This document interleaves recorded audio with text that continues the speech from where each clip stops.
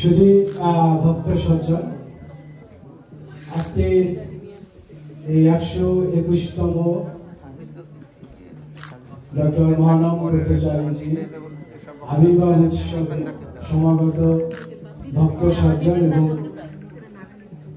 আমাদের মাতৃশরীরের অংশ বিশেষ আপনাদের চরণে বিনম্র প্রণাম।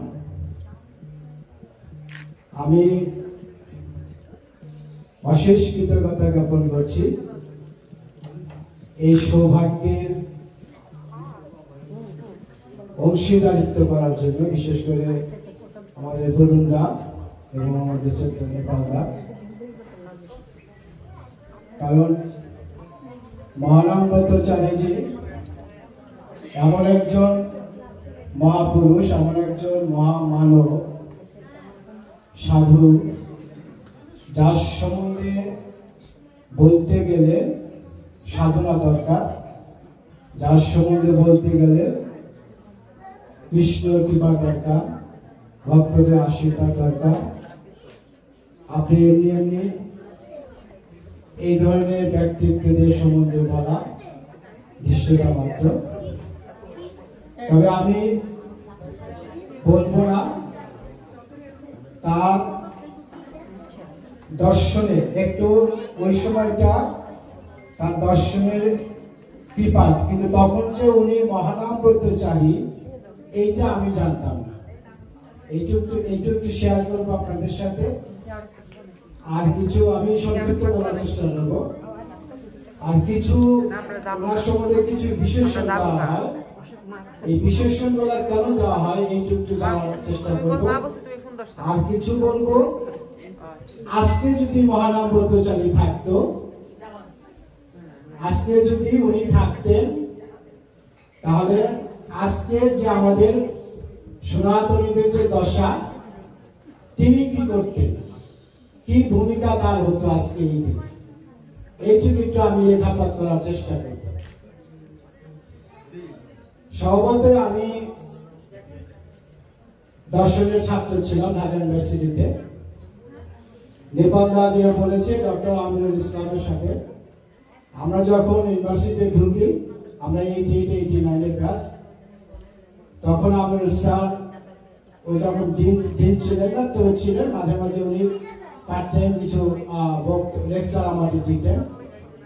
সেই সময় ওনার মুখ থেকে এই মহানাম ব্রতচারীর রেফারেন্স মূলক কিছু কথা শুনতাম। তখন থেকে একটু আগ্রহ হতো এইরকম ব্যক্তিত্বকে জানার জন্য। আর ওনাকে আমি দর্শন করেছিলাম। আপনারা যারা সিরাজগঞ্জের লোক আছেন, সিরাজগঞ্জের মহাপ্রভুর আখড়া একটা আছে, এটা সম্ভবত আজকে যদি ওই সময়টা যদি ক্যামেরা থাকতো বা ফেসবুকের যুগ থাকতো, তাহলে সেই স্মৃতিগুলো বন্দি করে রাখতে পারতাম। কিন্তু সেই মহাপ্রভু আখড়াতে আমার বোনের বাসা ছিল সিরাজগঞ্জে। সেই মহাপ্রভু আখড়ায় উনি একটি ধর্মসভায় উনি এসেছিলেন। সেইখানে দেখেছি সেই মহাপ্রভু আখড়ায় অনেক বড় আখড়াটা, সিরাজগঞ্জের মধ্যে বেশ বড় একটি আখড়া। সেই আখড়াতে দেখেছি এই গুরুদেব ঠিক ওইভাবে মালা জপ করে সুন্দর কান্তি চেহারা উনি বসে আছেন আর বক্তব্য দিয়েছেন। কি বক্তব্য দিয়েছেন তখন ভাগবত সম্বন্ধে বলতে গেলে আমার ওই রকম জ্ঞান নাই, ওরকম জানিও না। তবে সবাই বলছে ভাগবতের কথা বলছে, ভাগবতের কথা বলছে, তার সামনে কোনো গ্রন্থ নাই, ওনার সামনে কোনো গ্রন্থ নাই, কিন্তু উনি অনর্গল বলে যাচ্ছেন। এবং ভক্ত সমাবেশ তিন পাতল নীরবতার মধ্যে দিয়ে সেই কথাগুলো শ্রবণ করে যাচ্ছে। কারো মনে হচ্ছে যে একটা তিল পড়লেও মনে হয় সেখানে শব্দ শোনা যাচ্ছে না। তাহলে তখনকার সেই অনুভূতিটা হলো, তখনই বুঝতে পারছি এই উনি সামান্য কোনো ব্যক্তিত্ব নয়, অসাধারণ একজন ব্যক্তিত্ব। আর মহাপুরুষরা যখন এই ধরাধামে আবির্ভাব হয়, আপনারা জানেন তাদের একটা সিমটম আগে ঘোষণা হয় পৃথিবীতে। মহানাম ব্রতচারীর জন্মক্ষণে সেরকম ঘোষণা হয়েছিল, উনি কিন্তু অন্যান্য মহাপুরুষদের মতোই একটা ব্যতিক্রমী জন্মগ্রহণ করেছিলেন। কেমন ব্যতিক্রমী জন্মগ্রহণ? উনি যখন মাতৃগর্ভে, উনি কিন্তু আতুর ঘরে জন্ম নিতে পারেননি। ওনার মা তখন আতুর ঘরে যাচ্ছিলেন, ঠিক সেই সময় আতুর ঘরে যাওয়ার আগে একটি মাটির দীপার সামনে মহাপ্রভুর জন্ম হয়। এবং সেখান থেকে মহাজনরা তাকে বলেন যে মানুষের উদার মানে আকাশের নিচে বন্ধনহীন ভাবে যার জন্ম হয়েছে সে তো সামান্য মানুষ নয়, সে মানুষ উদার হবে, অসাম্প্রতিক হবে, মানবতার জন্য কাজ করে যাবেন অধীর ভাবে, অবিরাম ভাবে। এবং তার জন্মক্ষণে ঘোষণা দিয়েছেন যে উনি কি করবেন। এটা অনেক পাগ্যজনরা সেটা বিবেচনা করেছেন। আচ্ছা, আর একটা কথা হলো, ওনাকে ভাগবত গঙ্গোত্তরী বলা হয়। কেন গঙ্গোত্তরী বলা হয়?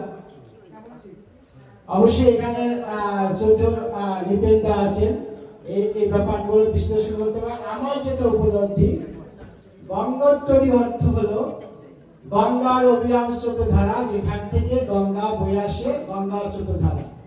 ওনার কণ্ঠে ভাগবতের সেই সুধা এমন ভাবে বর্ষিত হতো, অনর্গ গঙ্গা মায়ের মতো বয়ে যেত, যার কোনো বিরাম ছিল না।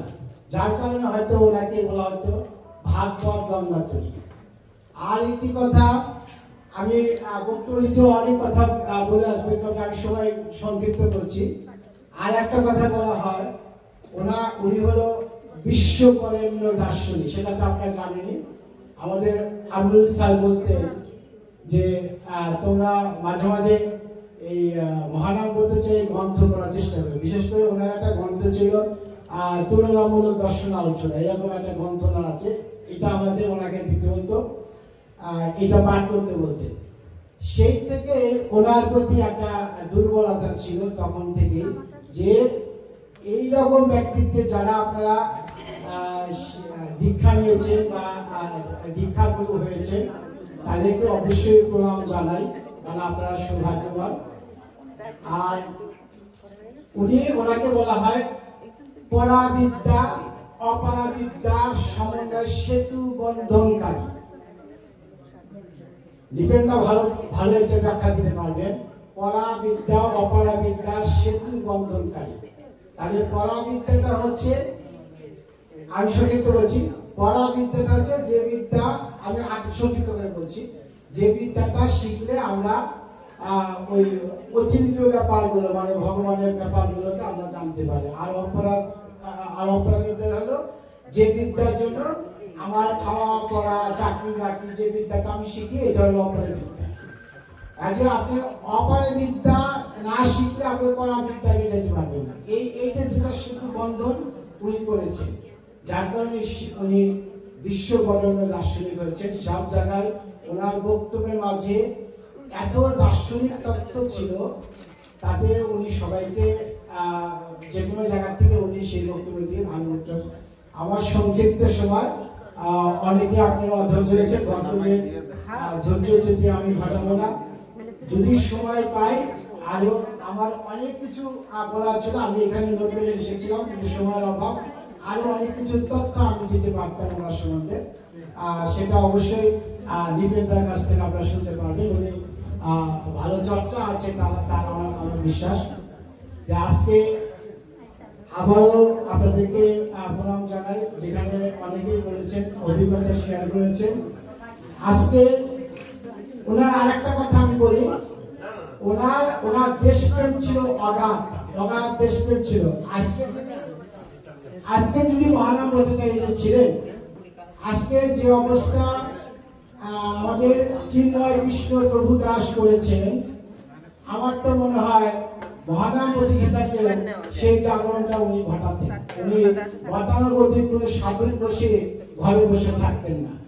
আজকে যে বাংলাদেশের উপমহাদেশে যে হিন্দুদের অবস্থা, তার উনি স্বজাতি স্বধর্মের রক্ষার জন্য অনেক কাজ করেছেন। সেই সময় বাংলাদেশের স্বাধীনতার সময় ওনার যে অবদান দেশ গঠনে ওনার যে অবদান, এটা অবশ্যই সেই কথাই বলছি। তার আদর্শে আমাদের অবশ্যই দরকার, তার আদর্শে আমরা থাকি, তার ছায়া আমরা থাকি, আর আমরা উজ্জীবিত হই আমাদের স্বজাতি রক্ষার জন্য। কারণ জাতি না থাকলে, ধর্ম না থাকলে কোনো কিছুই সম্ভব না। ওনার আশীর্বাদ আমাদের মাঝে বঞ্চিত, আমাদের সেই চেতনা আসুন। হরে কৃষ্ণ। ধন্যবাদ। সকলে ভালো থাকুন। আবারও আপনাদের প্রতি অশেষ কৃতজ্ঞতা। ধন্যবাদ। নমস্কার। আমি